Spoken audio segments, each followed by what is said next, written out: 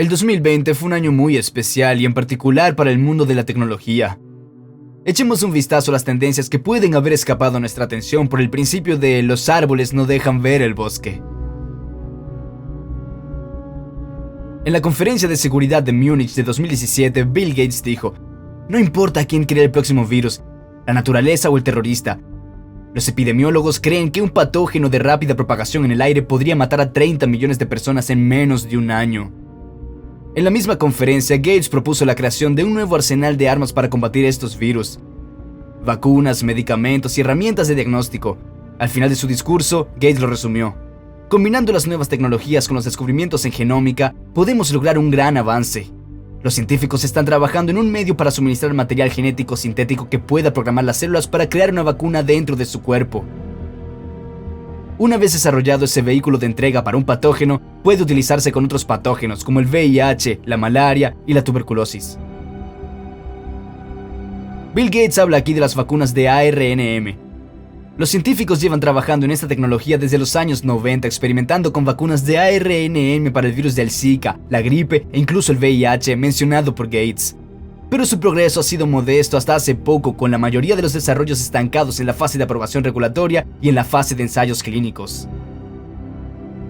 Pero la vacuna contra el coronavirus de Pfizer y BioNTech se ha convertido en lo que podríamos llamar una caja de Pandora para la tecnología del ARNM. Rápidamente superó todos los obstáculos burocráticos y se hizo público. Y por supuesto, la vacuna hizo multimillonario al director general de BioNTech, Ugur Sahin. La gente asustada por la pandemia está dispuesta a correr riesgos y vacunarse, aunque sea para volver a la vida normal lo antes posible. Todas las grandes corporaciones tecnológicas, Alphabet, Amazon, Microsoft, tienen empresas y proyectos que trabajan en la intersección del Big Data, la inteligencia artificial, la genómica y la biotecnología. La pandemia ha aumentado su interés en este ámbito. El consejero delegado de Apple, Tim Cook, fue el más brillante en el tema, prometiendo que la medicina sería la principal contribución de la empresa a la humanidad. De hecho, ¿quién rechazaría una vacuna de primera calidad? SpaceX de Elon Musk pone en órbita 60 satélites de internet Starlink cada mes, de los que ya hay alrededor de 1000. Los cierres han demostrado que no todo el mundo dispone de un internet de calidad, sin la cual es imposible el aprendizaje y el trabajo a distancia. Por eso, las empresas y los gobiernos han redoblado sus esfuerzos para resolver este problema. Los satélites de internet cubren ahora Inglaterra, Estados Unidos, India y al parecer pronto cubrirán todo el planeta. China ya ha lanzado su primer satélite 6G al espacio, así que la red 5G no es el futuro, ya ha sido desplazada en muchas ciudades y países del mundo. Este es el mapa actual, donde vemos que la mayoría de los países ya tienen una penetración del 5G, no selectiva sino ubicua. En el Reino Unido, Irlanda, Alemania, Bulgaria, Suiza y muchos otros países, la quinta generación de celulares ya es un hecho. En Europa Occidental solo Francia es un punto blanco, pero incluso allí la cuestión del lanzamiento de estas redes ya está resuelta. Hace unos días se supo que los operadores franceses tenían permiso para construir redes 5G en cualquier lugar. La cobertura total de Internet por satélite acelerará el desarrollo del Internet de los objetos, uno de los principales motores de la llamada cuarta revolución industrial. Cada vez más objetos cotidianos serán inteligentes, es decir, equipados con sensores conectados a Internet y controlados a distancia. Cada locación estará repleta de cientos de ordenadores, pequeños, baratos y potentes, mientras que el desarrollo de la nanotecnología llenará de ordenadores incluso la naturaleza y la atmósfera. La computadora se convertirá en parte del entorno y, por supuesto, del cuerpo humano. Estas imágenes muestran máquinas de tamaño milimétrico. Investigadores de la Escuela Politécnica Federal de Zúrich han desarrollado estos microrobots que pueden maniobrar libremente dentro de los vasos sanguíneos.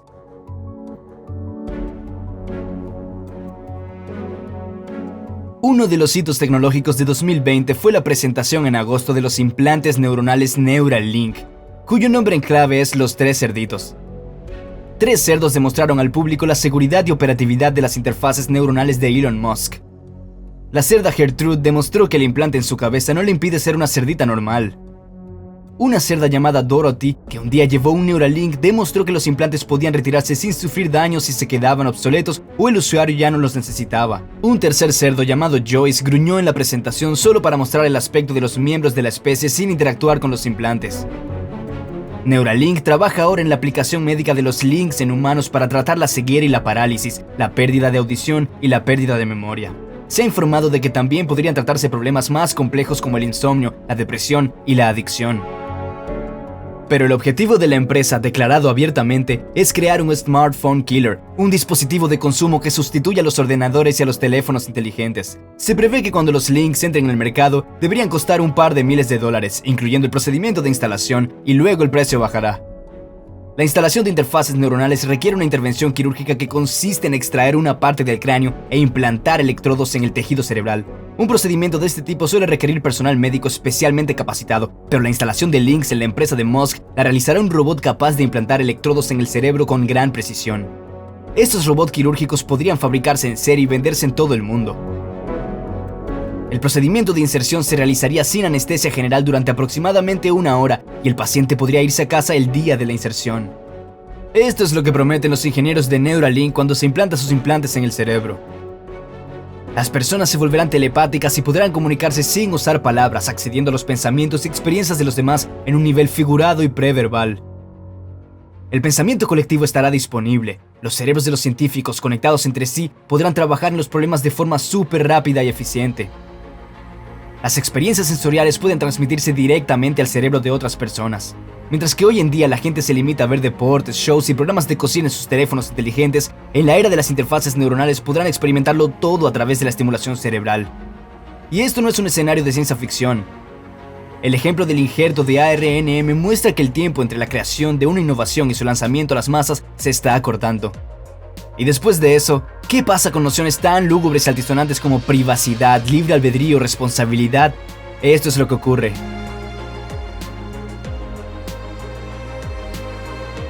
El ex jefe de Google, Eric Schmidt, al explicar por qué Estados Unidos lo ha hecho tan mal en la lucha contra el coronavirus, lamentó valores como la libertad y la privacidad. En su opinión, impiden a la sociedad occidental hacer frente a la pandemia con eficacia. En Taiwán, si te infectas, toman los datos de tu teléfono, sin tu permiso debo añadir, calculan todas las personas con las que has estado y ponen a todos en cuarentena. Así es como se debe combatir el virus. En la comunidad no tienen discusiones sobre mi teléfono o ¿tiene el juez derecho a acceder a mi teléfono? Toman tu teléfono, revisan dónde has estado y se acabó. Y por cierto, funciona. La ministra de Asuntos Digitales de Taiwán, Audrey Tang, le atribuye al hecho de que cuando comenzó la pandemia de coronavirus, los taiwaneses ya estaban acostumbrados a los protocolos para hacer frente a la epidemia. La normativa se estableció en 2003 cuando el país luchaba contra la epidemia de SARS y en 2009 durante el brote de gripe porcina. En ese momento se perfilaron los derechos del Estado durante una pandemia. Se permitió a la sanidad pública realizar estudios epidemiológicos y se establecieron sanciones para los ciudadanos que se negaran a cumplir las normas. Sin embargo, el rastreo de contactos nunca se desplegó en la mayoría de las democracias occidentales y la sola idea de la vigilancia constante de los movimientos de los ciudadanos provocó una oleada de indignación y especulación sobre la libertad. Y así es como Eric Schmidt explica la necesidad de la vigilancia. Respeto que te preocupes por la libertad. Yo también me preocupo por la libertad. ¿Estás dispuesto a sacrificar tu libertad para salvar la vida de 100,000 personas? Yo sí. Voto por esa opción. Así pues, que los líderes de los países digan, les damos a elegir. Y si quieres matar personas, bien. Pero queremos escuchar de ti personalmente que tus valores son más queridos que la vida de tus padres y abuelos.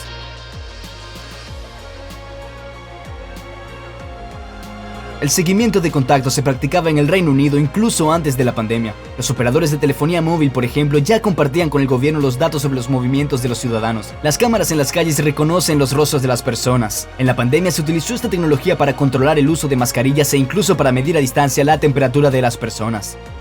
Junto con Alibaba Technology Corporation, el gobierno ha creado una aplicación que recoge datos sobre los movimientos, contactos y síntomas de las personas.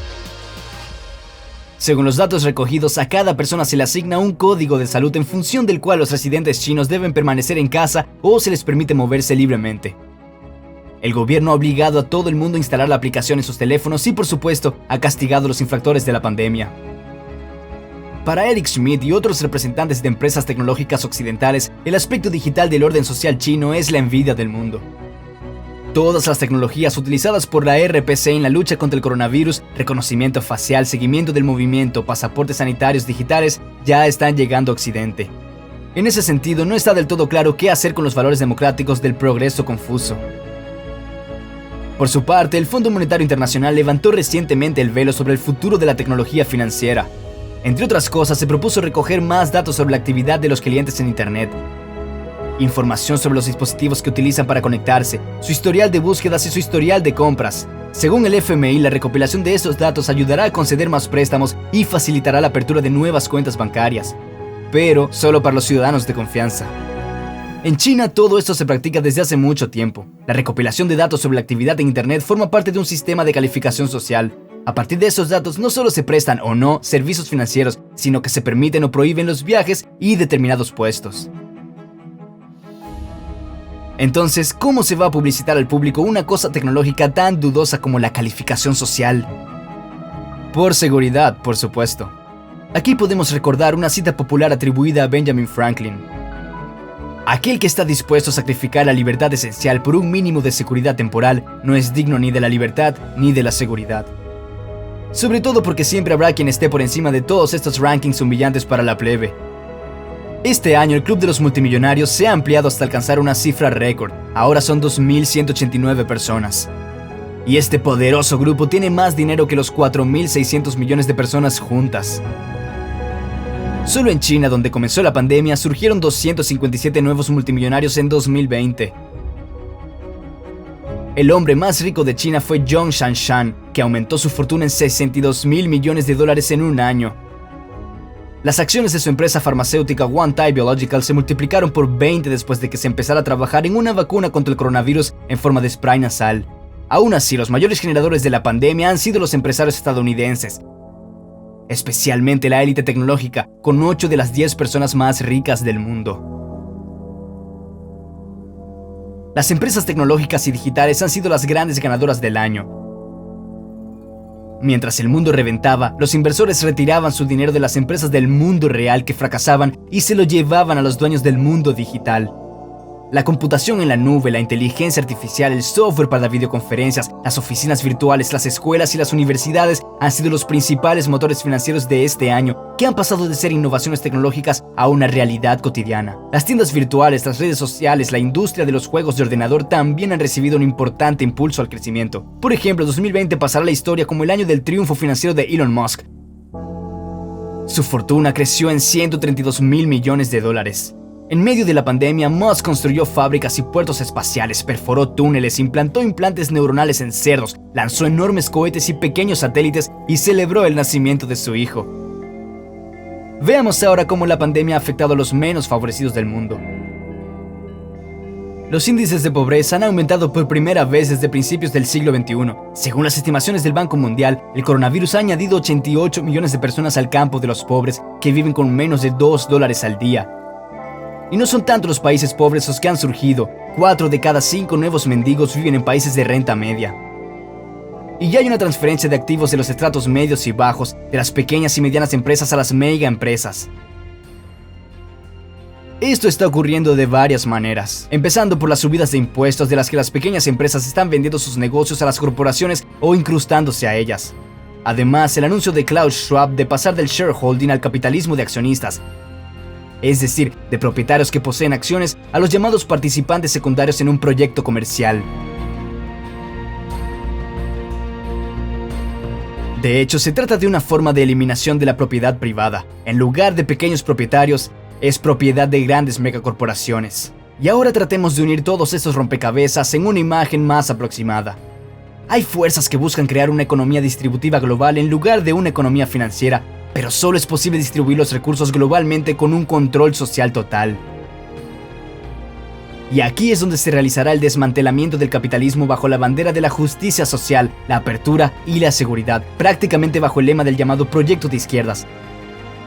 En realidad, por supuesto, lo que las corporaciones quieren no es un proyecto de izquierdas, ni socialismo ni comunismo, sino una sociedad de calificación social jerárquica basada en castas. Sin embargo, algo puede impedirles crear ese maravilloso mundo nuevo. ¿Qué es? Habrá más información al respecto en próximos episodios y te recomendamos que actives tus notificaciones para no perdértelas. Gracias amigos por sus likes y comentarios. Nos vemos en otra edición de Sedición.